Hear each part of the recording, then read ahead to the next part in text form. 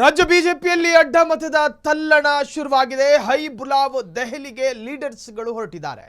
ದೆಹಲಿಯಲ್ಲಿ Vijendra Ashok and team ಇವತ್ತು high command ಮಹತ್ವದ ಮೀಟಿಂಗ್ ನಡೆಯುತ್ತೆ.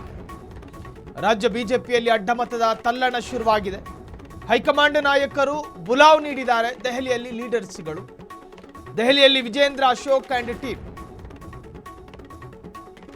ಇಂದು ಹೈಕಮಾಂಡ್ ಮಹತ್ವದ ಮೀಟಿಂಗ್. ನಿತಿನ್ ನಬೀನ್ ಜೊತೆ ಇವತ್ತು ಮಹತ್ವದ ಸಭೆ. ರಾಷ್ಟ್ರೀಯ ಅಧ್ಯಕ್ಷರಾಗಿರುವ ನಿತಿನ್ ನಬೀನ್ 6 ರಿಂದ 7 ಎಂಎಲ್ಎಗಳು ಬ್ಲಾಕ್ ಲಿಸ್ಟ್ ದೆಹಲಿ. ಬದಲಾವಣೆ ಅದಕ್ಕೆ ಕಾರಣ ಆಗುತ್ತಾ ಕ್ರಾಸ್ ಓಟ್. ಅಶೋಕ್ ಮತ್ತು ವಿಜೇಂದ್ರ ಯಾರ ಕುರ್ಚಿ ಸೇಫ್? ರಾಜ್ಯಾಧ್ಯಕ್ಷರಿಗೆ ಹೈಕಮಾಂಡ್ ಆದೇಶ ಏನು? ಇವತ್ತೇ ಕ್ರಾಸ್ ವೋಟರ್ಸ್ಗಳ ಭವಿಷ್ಯ ನಿರ್ಧಾರ ಆಗುತ್ತೆ.